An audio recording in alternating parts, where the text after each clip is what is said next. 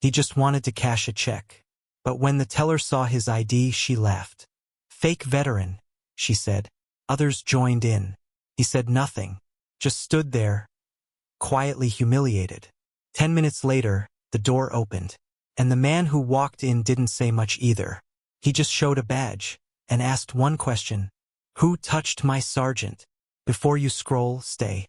Because sometimes respect walks in, wearing silence and steel. The line at Midtown Federal Bank was long that morning, winding almost to the glass entrance, filled with people shifting weight from foot to foot, checking phones, sighing loudly as if that might speed the hour along. The fluorescent lights above buzzed faintly, mixing with the soft hum of printers and the occasional mechanical voice announcing, "Next, window 4, please." Behind window 3 stood a man, old, thin, shoulders slightly hunched, but proud in a quiet way. He wore a green field jacket faded by years, a cap with frayed stitching that read Vietnam Veteran, and a set of steady, if tired, eyes that scanned the teller's face without blinking. His name was Walter Dean, 79 years old, alone, and holding a check for $422.16. It wasn't much, just his monthly pension.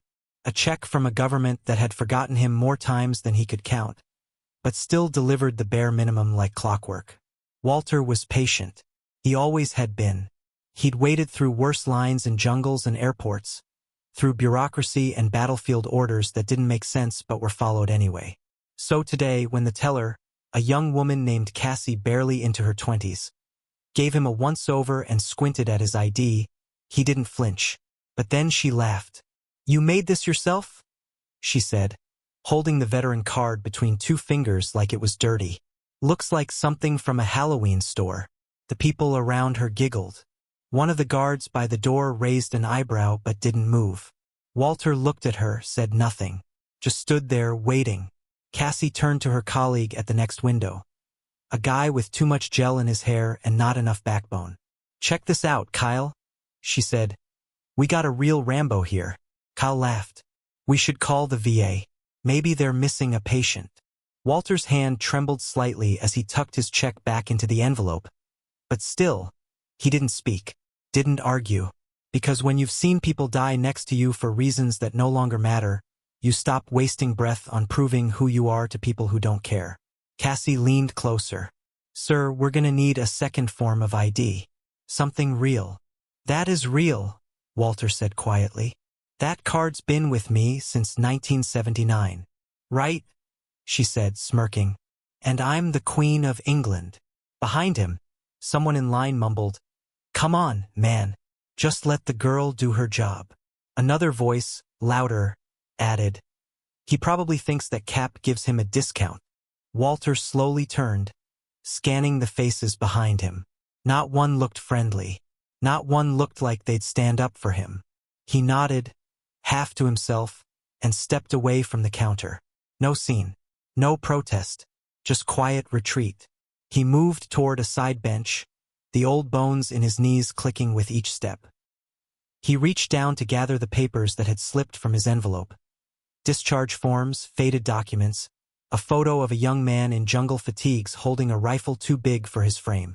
As he bent down to pick them up, one of the customers took out a phone.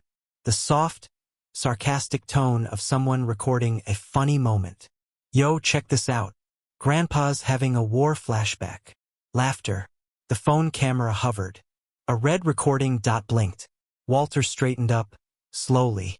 But he wasn't fast enough to stop what came next. A voice, deep, clipped, and hard, cut through the room. "Put the phone down." Silence. Heads turned. Every neck swiveled toward the source. Near the rear of the bank, standing just inside the entrance, was a man. Dark suit, polished shoes, shoulders like he'd never relaxed in his life. His presence hit the room like a dropped knife. The man didn't raise his voice. He didn't have to. Authority clung to him like a second skin. The phone lowered. Cassie blinked. Kyle stood frozen, mid-tap on his keyboard. The man walked forward, slow, precise steps that echoed slightly on the marble tile. He didn't look at anyone except Walter. When he reached him, he stopped, looked the old man in the eyes. and then he saluted. A crisp, full-snap salute that cracked through the air like thunder. Walter blinked. "I'll take that, Sergeant," the man said, reaching for the check still in Walter's hand. Walter looked down, then back up. "Major." "Not anymore," the man said, smiling faintly. "Promoted since then." He turned to the room. His voice was low, but deadly. "My name is General Thomas Vance. This man served 3 tours under my command. He took shrapnel saving my unit. And if any of you," his eyes landed on Cassie, "have something to say about his ID, say it now, so I can file the complaint myself." Cassie's lips parted, but nothing came out. Cal stepped back, face pale. The customer with the phone turned and left. The security guard finally moved toward the door to hold it open. The general turned to Walter. "You all right?" Walter nodded slowly. "You didn't have to." "Yes," the general said. "I did."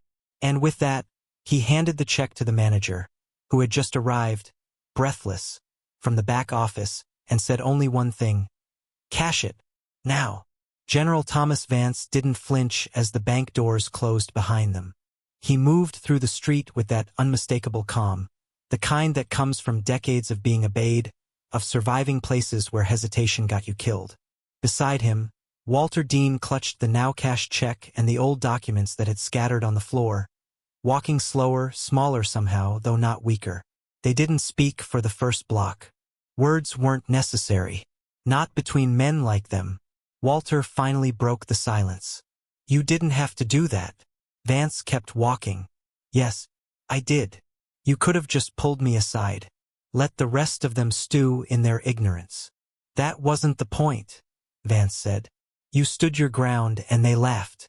But now, they'll remember today. They'll remember your name. And maybe, the next time they see that cap, they'll shut their mouths before they open them." Walter gave a faint grunt. "Doubt it. Doesn't matter," Vance replied. "I didn't do it for them." They turned the corner, walking past a line of shuttered shops. The air smelled like old cement and fresh rain. Vance stopped outside a quiet cafe with windows too clean and no customers inside. "Let's sit," he said. Inside, the place was still, almost staged. No background music. No barista banter. Just the hiss of a coffee machine and the buzz of a fridge. They took a table in the corner. Walter lowered himself slowly into the seat. "You always did have a flair for the dramatic," Walter said, looking up at him with a small smirk. "And you always refused to ask for help." Vance shot back, not missing a beat. A waitress brought 2 cups of black coffee without asking. Vance must have arranged this. Walter looked at the steaming cup and then at the man across from him. "Why are you really here?"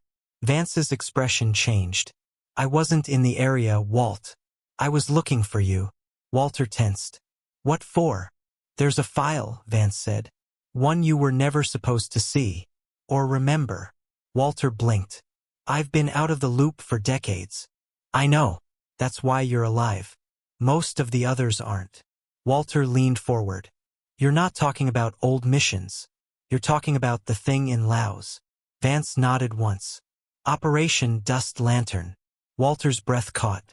"That was declassified." "Parts of it," Vance replied. "The harmless parts. The real payload, the objective that never made it out of the jungle. Not on paper, anyway." Walter sat back, his voice low. "I left that behind." "No," Vance said. "You didn't."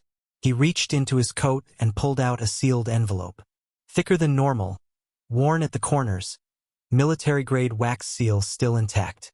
Walter stared at it for a long moment before reaching out with 2 hands and taking it. "You held this the whole time?" Vance nodded. "It resurfaced 2 weeks ago. I intercepted it before it reached someone worse." Walter turned the envelope over. There was a number on the back. "Coordinates." "What's out there?"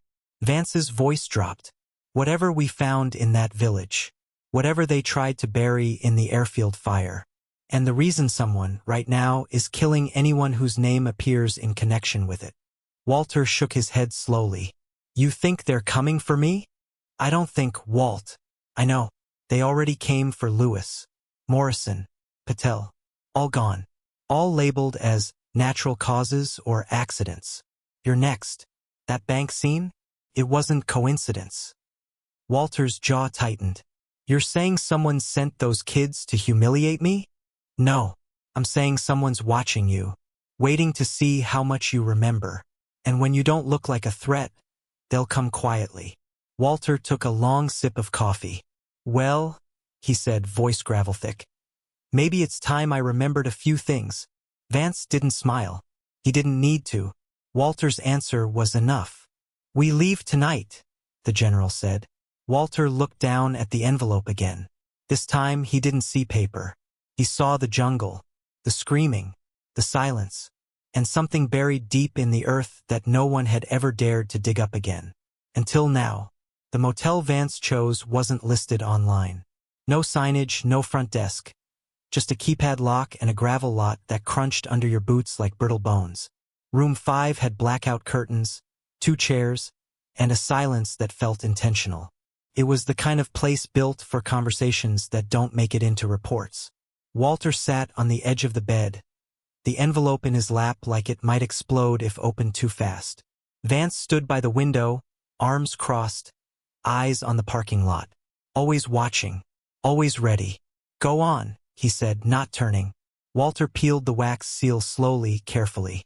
Inside was a folded document, not military issue, but aged paper with coordinates handwritten in block lettering. Below them, in smaller print, Camp 11 Delta Line Vault C. Delta Line, Walter said aloud. That doesn't exist. Exactly, Vance replied. Walter unfolded the second page. A grainy photo. A group of men in jungle fatigues. One of them was Walter, young, unsmiling, holding a rifle. Another was Vance. The others. Walter paused. I don't recognize these two. Neither did I, Vance said. Until 2 days ago. That one on the left. He pointed. Name's Harrow. Supposedly died in 73. His body was just found in a canal in Germany. Walter looked up. He was exhumed? No. He wasn't buried in the first place. Walter's voice dropped. And the other? Dr. Carson Leeds, civilian liaison, biochemical contractor, went off-grid after the war. No paper trail. But 3 months ago, someone posted a classified request to an encrypted black market board. Looking for Dr. Carson Leeds. Need access to Delta Line systems. Highest clearance. Walter exhaled slowly. They're not just digging up bodies. They're digging up the mission. Not just the mission, Vance said. The tech. Walter's eyes narrowed. What tech? Vance reached into his coat, pulled out a small black cube, barely the size of a deck of cards. No ports, no markings, just smooth matte finish. He set it on the table between them. This came out of a dig site in Cambodia 3 months ago. Unmarked, active, emitting low-frequency pulses in a repeating code. A beacon? Walter asked. Or a lock? Vance said. To something we buried a long time ago. Walter stared at the device. You think this is connected to Dust Lantern? No doubt in my mind. Walter leaned back. We weren't told anything back then. Just go, secure the perimeter, hold the line. We didn't even know what we were guarding. That's because it wasn't a what. It was a who. Walter turned to him slowly. Come again. Vance walked to the other bed. Sat down, his voice lower now. There was a prisoner. Not a soldier. Not a local. American. But not listed anywhere. They brought him in by chopper. Surrounded by 6 MPs in radiation suits. We held that perimeter for 2 days while Intel stripped him of everything. Then they extracted him and lit the site with napalm. No explanation. Walter's mind raced. I remember the smoke. I remember we weren't allowed near the center tents. That prisoner was Carson Leeds' prototype subject, Vance said. They were testing neural endurance under chemical influence, stuff we weren't supposed to even know existed. The kind of tech that scrambles memory, rebuilds instinct, embeds programs into the brain. Walter went cold. Are you telling me they made a weapon out of a human mind? Vance didn't answer. He didn't need to. The silence did that for him. Walter looked at the coordinates again. So what's at Camp 11? A vault. And according to Leeds' last encrypted message before he vanished, it contains the original compound used in the tests, and maybe the last known living test subject. Walter set the papers down. Then we can't let anyone get there. That's the idea, Vance said. But we're not the only ones moving. He reached for a remote and turned on the motel TV. Static. Then a live news feed. Breaking. Unidentified body found outside black site facility in Utah.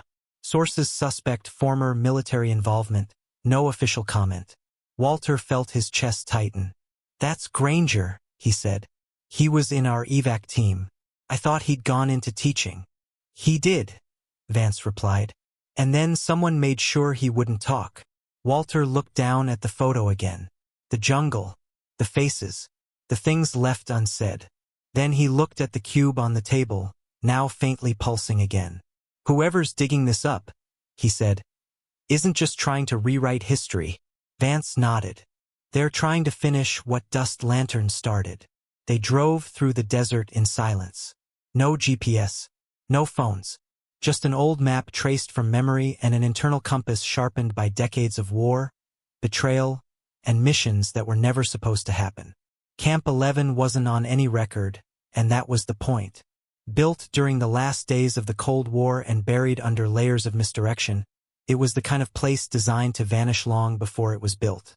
Walter sat in the passenger seat, the wind flattening his cap, hands steady on the envelope he still hadn't let go of. Vance drove like a man who knew every grain of sand could be a signal, every glint in the distance a lens.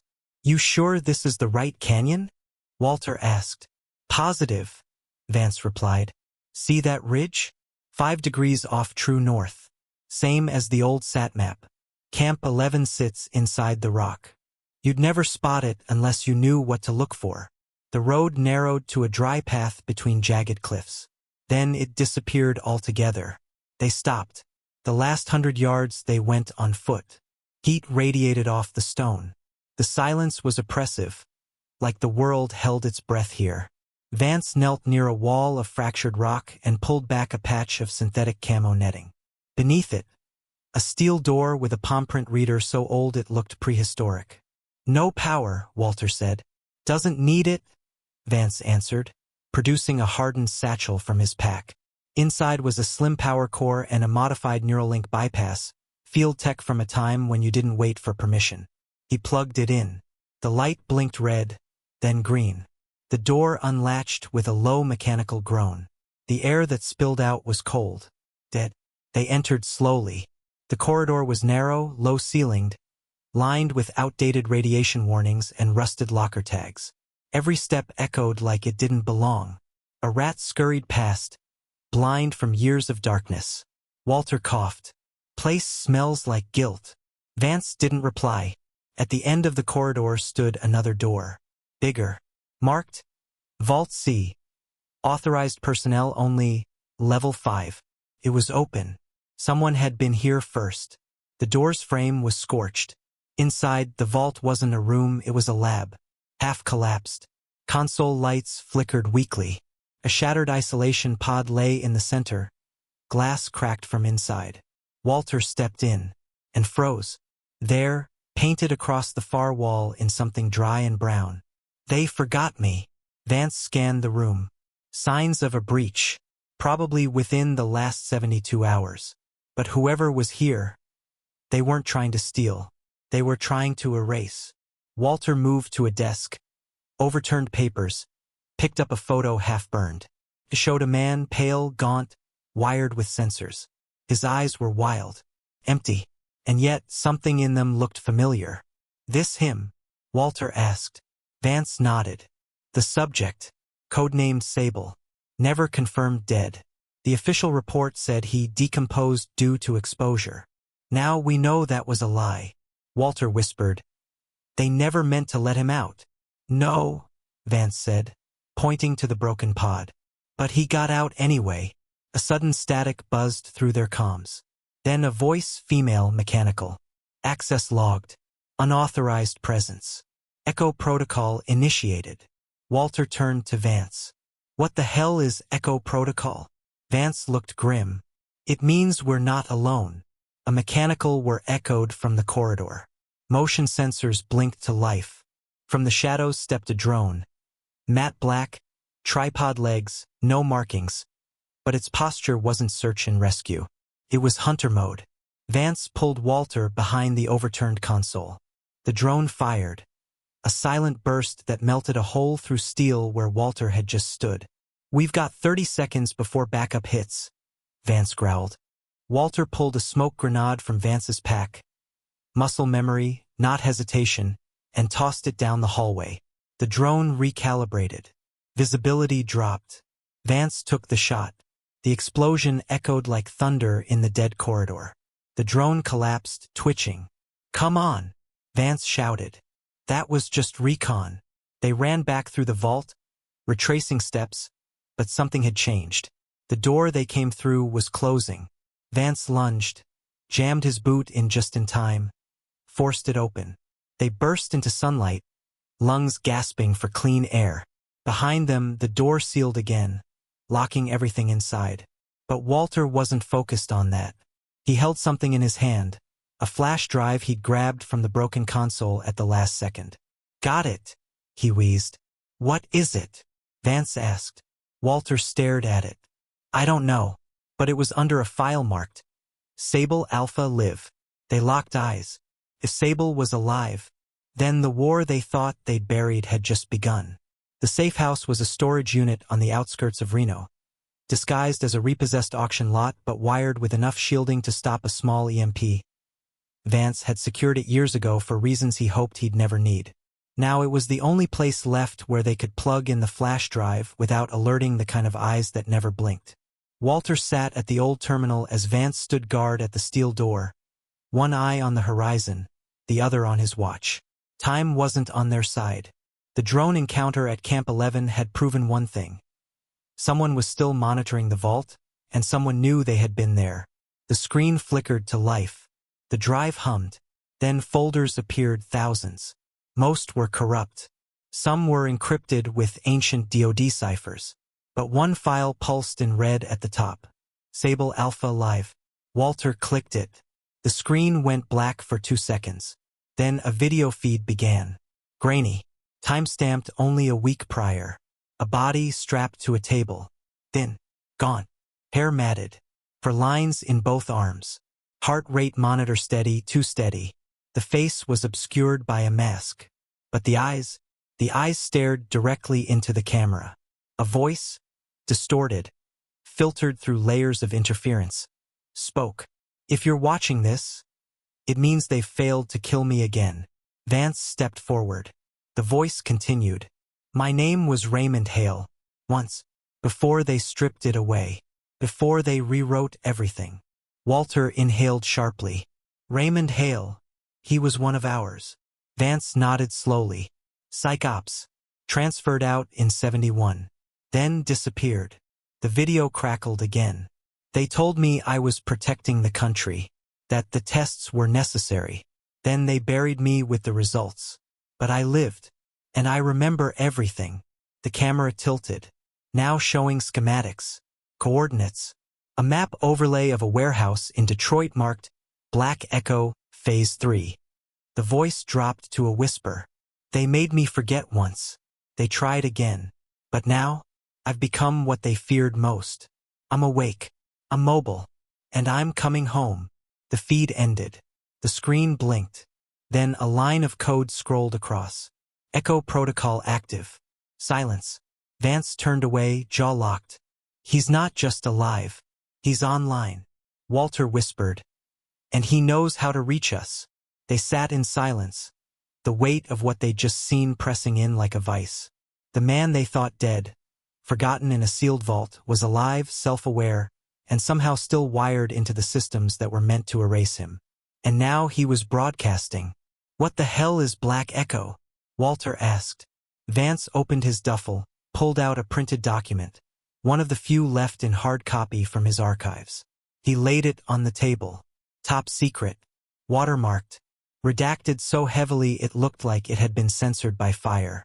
But one line remained. Subject Hale exhibits stage 5 neural overwrite resistance. Phase 3 recommended relocation. Detroit, Alpha Grid. Walter read it twice. So, they couldn't erase him. So they contained him. No, Vance said. They trained him. Walter turned slowly. Are you telling me they kept him alive and turned him loose? Vance's voice dropped. I'm saying they failed to shut him down. And now? He's turned himself into a signal. Outside, thunder rolled in the distance. The storm was coming. And this time, the past was fighting back. The warehouse sat in the dead bones of Detroit's eastern edge, where factories had long since gone silent and only ghosts punched the clock. It looked abandoned. Broken windows, vines choking the steel girders, graffiti layered like sediment. But Vance and Walter knew better. They arrived just before dawn. No lights. No sound. But as they moved closer, Walter spotted it. The telltale shimmer of a laser grid refracting off the morning dew. Motion tripped, Vance said under his breath. Professional setup. And not old-school military either. This is contractor tech. Walter scanned the perimeter. So Hale wasn't hiding. He was guarding. Vance reached into his bag, pulled out a small jammer, activated it. The grid shimmered once more, then faded. Let's move. Inside, the warehouse was colder than outside. Something about it felt submerged, like the whole space was underwater and time had slowed. Their footsteps echoed too loud. The air smelled like static. They passed rusted machinery, collapsed crates, and finally reached a reinforced door, still powered. That alone was strange. Vance keyed in a code. Nothing. Walter stepped forward and pressed his palm against the panel. It beeped, and the door slid open. They looked at each other. How did you? Vance asked. I don't know, Walter muttered. Maybe it remembered me. They stepped into a chamber lined with monitors. The screens flickered on. And there he was. Raymond Hale. Standing in the center of the room, not strapped down, not weak, alive, alert, and watching them through a lens above. Welcome back, Hale said. His voice was clear now. No distortion. Walter froze. You're supposed to be dead. I was, Hale said. Then I remembered. He stepped forward, visible through the one-way glass that separated the server room from a smaller inner core. Remembered what they made me, what they buried, what they tried to replicate. Vance said nothing. He was already scanning the room for secondary threats. They lied to you, Hale continued.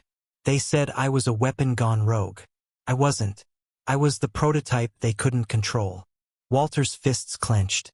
You killed Granger, Sloan, the others. Hale nodded.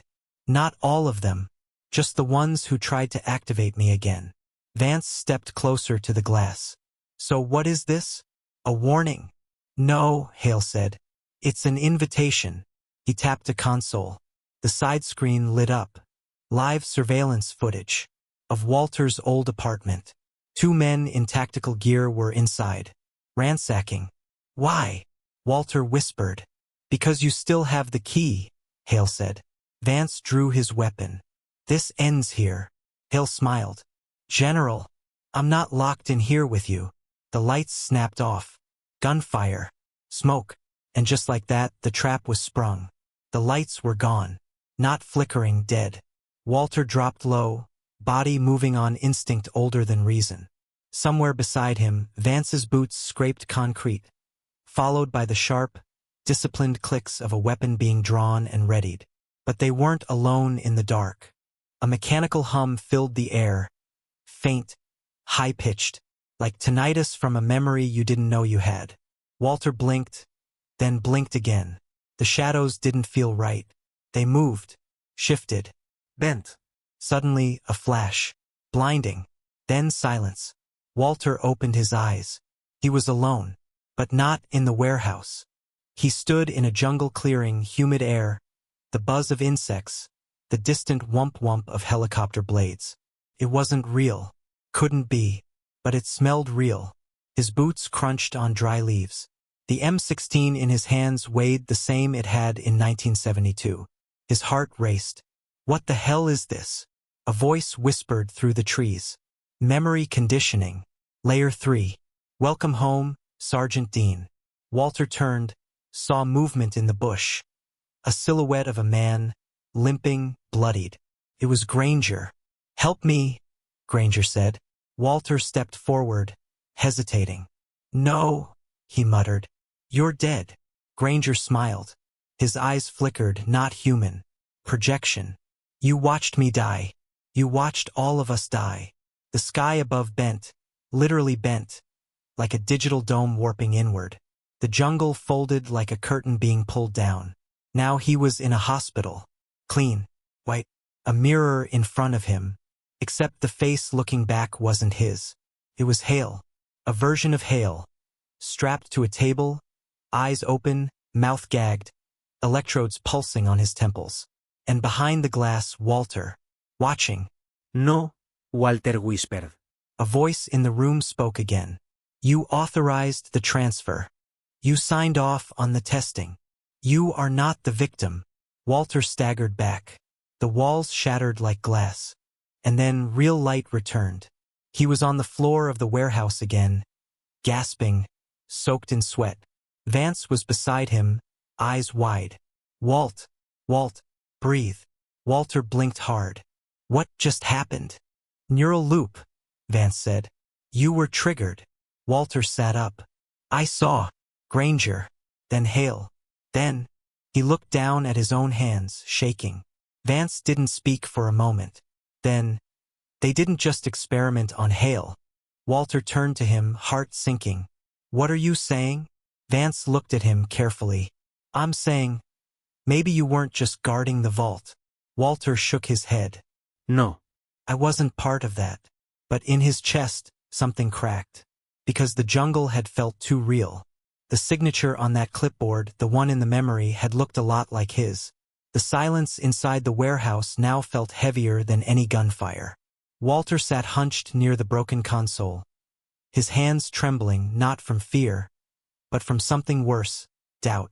Vance paced nearby, scanning for threats, but keeping an eye on Walter with the kind of wary glance you give someone who might suddenly not be who you thought. Walter finally broke the quiet. Tell me what you know. Vance didn't answer right away. Then he sighed, sat down, pulled out a folded dossier from inside his vest. 2 years ago, he said. Before any of this resurfaced, a report crossed my desk, flagged for redaction. A pattern of deaths linked to former personnel in Operation Dust Lantern. But deeper than that, there was one recurring anomaly in the metadata. Walter looked up. What kind of anomaly? Vance tapped the file. You. Walter froze. I was a footnote. No, Vance said. You were a reset point. He opened the dossier. Inside were timestamps, sensor logs, biometric profiles. Every time a Dust Lantern site was compromised, your vitals spiked. Even if you were halfway across the world. Every time someone tried to extract data on the subject, your neural activity shifted. Walter whispered. They linked me to the system. Vance nodded. They didn't just program Hale. They anchored him to someone. To me. Walter stood up. That's why he didn't kill me. That's why he's talking to me. Like he knows something I don't. Vance looked grim. He's not trying to kill you. He's trying to wake you up. Walter's voice dropped. You think I'm one of them. I think, Vance said. You were part of something none of us understood. Maybe even Hale. And now he's triggering you. Walter turned to the shattered glass window. Then why now? Why wait 40 years? Because, said a voice behind them. He wasn't ready. They spun. A figure stood in the doorway. Slender, unarmed, but sharp-eyed. A woman. Lucia Maddox. Former Intel coordinator. Presumed dead in 1998. Vance raised his weapon instantly. How did you find us? She ignored him. Walked past. Because this isn't about Hale anymore, she said. It's about what's still buried. Walter stared at her. You know about the neural loops? She nodded.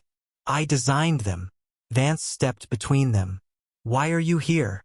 Because if Walter triggers again, she said, We lose our only link to the original failsafe. Walter's pulse spiked. There's a failsafe? Lucia turned to him, gaze heavy. You don't remember installing it. But you did. Walter backed away. What are you talking about? Hale was unstable, she said. You helped write the kill switch into his mind. Only problem, it was tied to yours. Silence. Then Vance whispered, if Walter dies, so does Hale. Lucia nodded once. Walter looked at his reflection in the cracked glass. So that's why he's protecting me. Lucia stepped closer. And that's why others are trying to erase you. Walter clenched his fists. Then we stopped running. They moved fast. Lucia had access to transport to clearance levels Vance thought had been purged. Within hours, they were flying low over the mountains of West Virginia, toward a site even deeper buried than Camp 11. A decommissioned facility beneath a fake communications array, where the kill code had been written and locked away 4 decades ago. Walter stared out the window of the Black Hawk-style chopper, eyes unfocused. In his lap sat a case. Inside, a small, outdated device with a single biometric reader and a line of old-school red diodes. The kill switch. Lucia briefed them during flight. The failsafe is biometric locked to you, Walter. That means Hale can't touch it. That's why he never destroyed it. He needs you, whether he knows it or not. Walter whispered, and if I activate it? Then his neural core fries. He ceases. Everything he remembers. Everything he is. Gone. Vance leaned in. You sure this works? Lucia looked at him flatly. I wrote it. The chopper descended. They landed under cover of darkness, surrounded by hills and static jammers. The facility had been sealed for years, but Lucia's codes still worked. They entered a control room layered in dust and history. The final console sat in the center, empty, waiting. Walter stepped toward it. But then, the lights flickered, and a voice echoed through the chamber. You came all this way, just to forget me again? They spun. Hale stood at the far side of the room, not on a screen this time. In person, older, pale, but very real. His eyes locked on Walter. You were the only one who looked at me like I was still human, Hale said. Even as they wired me like a bomb. Walter kept his hand near the kill switch. I didn't know what they did to you. You did, Hale said. Maybe not at the time, but deep down you always knew they needed someone expendable. Someone they could reprogram. And when you survived Laos, you became the mirror. Walter's jaw tightened. So what now? You want revenge. I want release, Hale said quietly. But not before I make sure the truth doesn't die with me. He reached into his coat, slowly, and placed something on the ground. A hard drive. Lucia moved fast, scanned it. Her breath caught. It's the entire neural archive, she whispered. Every memory, every file, every subject. Hale looked at Walter. Use the switch. Kill me. But take this with you. Make sure they can't do it again. Walter stepped forward, staring at the man, no, the machine that had once been Raymond Hale. Then he placed his palm on the device. It lit up. Hale not dead. And closed his eyes. The diodes turned red. The system pulsed once. And he dropped. No scream. No chaos. Just silence. Vance lowered his weapon. Lucia picked up the drive. And Walter? He turned away. Not in shame, but because for the first time in decades he remembered not what they did to him, but what he chose to forget. The sky over D.C. was soft that morning, the kind of pale gray that looked like it wanted to cry but couldn't. Walter Dean walked alone down a quiet path at Arlington.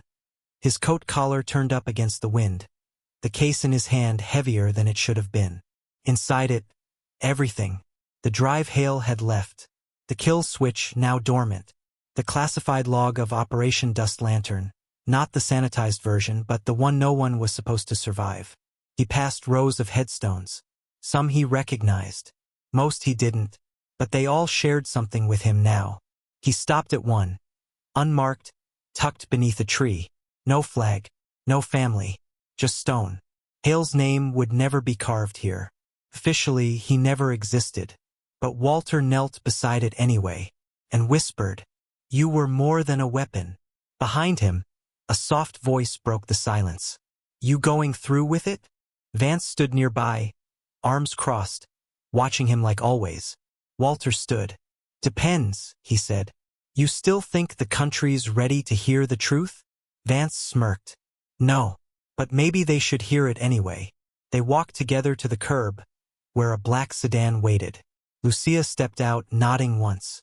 Upload terminals ready. Final call is yours. Walter held up the drive.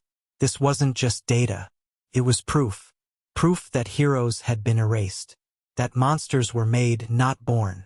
That somewhere, buried in silence and shame, there were stories like his and Hale's that deserved to be told. He looked at Vance, then at Lucia, then down at his own hands, scarred, shaking, still steady enough to carry one last mission. Let the world see, he said, and slid the drive into her palm. Hours later, as the sun broke over the capital, servers around the world lit up with an anonymous leak. Project Sable, Dust Lantern, the names, the trials, the lies. The government denied it all. The networks exploded. But somewhere, in diners, in quiet living rooms, in VA hospitals filled with tired eyes, people read, and remembered, and believed, because some truths can't be buried forever. Some ghosts don't fade. And some veterans, they don't need medals to prove they served. They just need someone to finally listen. Maybe it wasn't just a story. Maybe it was a memory someone out there needed. A truth long buried, now finally spoken. If the story moved you, share it with someone who's carried silence too long. Someone who deserves to be remembered. And if you're still here, you're part of something deeper. Subscribe to Endless Stories, where forgotten voices are finally heard. Because some stories don't fade. They wait for someone like you to pass them on.